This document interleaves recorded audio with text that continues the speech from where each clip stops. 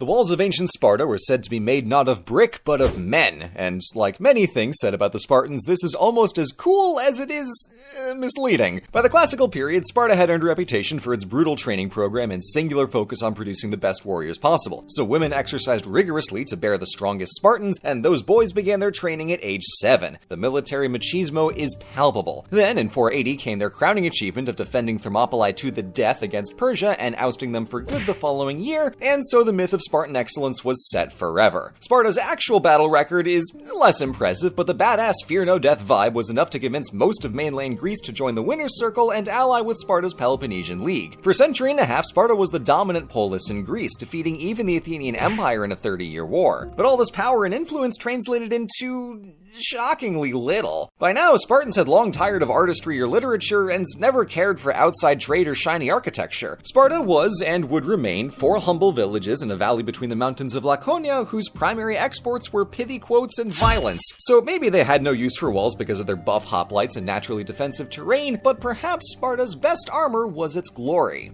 Now, if the Spartans spent all their time exercising, training, and flexing their muscles for the bros in the barracks, who was doing all of the farming to support their society? Ancient Greek sexism was a hell of a drug, but even Spartan women enjoyed many of the same privileges and leisures as male citizens. Instead, the Spartans handled the task of agriculture with slavery. Like, holy hell, so much slavery. See, just to the west of Laconia is the region of Messenia, and sometime in the late 700s, Sparta waged a multi-generational war to conquer Messenia and subjugate the entire population as helots, a whole class of people enslaved and owned communally by the Spartan state, laboring in the fields for centuries so the boys back home had more time to run laps and wrestle. From its earliest identifiable history, Spartan society was built to preserve this core dynamic of citizen leisure and helot servitude, and they remained utterly terrified that it might break. Unfortunately, Sparta's enemies were aware of this, so the city of Argos supported a helot uprising in the mid-600s to try and topple Sparta. It failed, but the lingering paranoia might have been the spark for Sparta's subsequent transformation into a military aristocracy, complete with a secret police designed to spy on and terrorize the helots. However frightening it must have been to go up against a classical-era Spartan phalanx, it had nothing on how scared they were about the Messenians they'd enslaved. For all the scholarly debate about Sparta's actual strength in battle, 2 clear weaknesses are how they had no cavalry and they could barely sail to save their lives. But this is where the Peloponnesian League proved useful, as it allied Sparta to the second strongest naval power in Greece, the city of Corinth. Situated right at the isthmus connecting the Peloponnese to the mainland and smack in between 2 seas, Corinth was a maritime heavyweight in trade, naval power, and colonization, with settlements spanning from Potidea to Korkyra to Syracuse. Throw in how Corinth was an actual city renowned across Greece for its beauty, and it was easily Sparta's crown jewel of the league, if they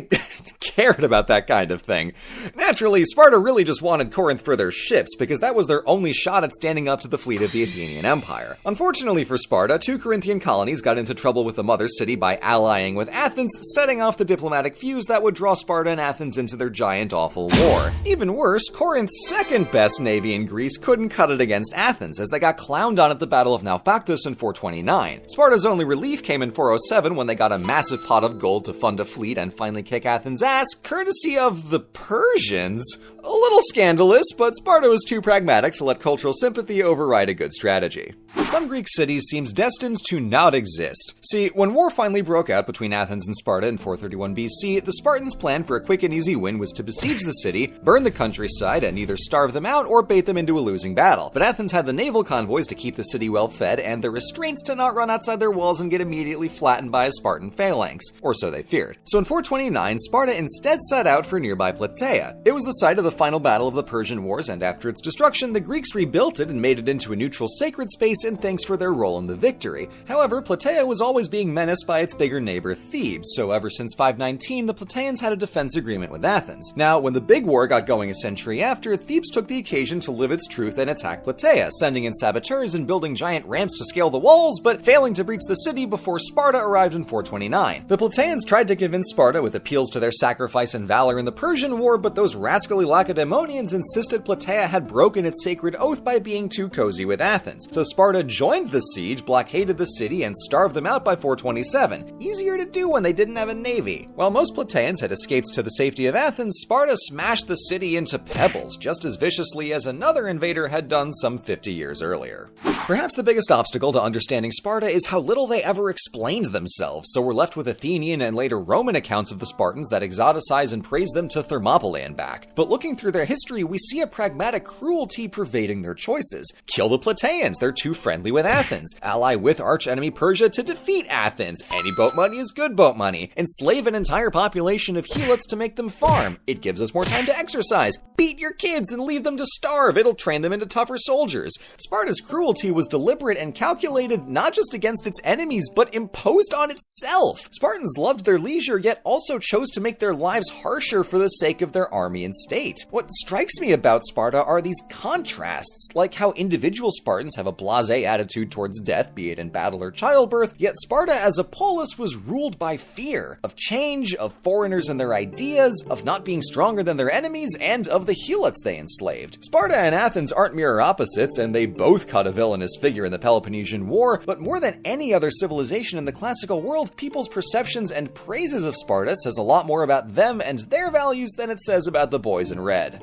Thank you for watching. My favorite part of researching these Greek history videos is how the research process always spills over by multiple pages of notes, and those get filed away for future videos. So there will be more talk of Greek warfare and Spartan geopolitics in a later history summarized. Look at me demonstrating restraint and keeping the video on topic. Stay tuned for plenty more Greece, and I'll see you in the next one.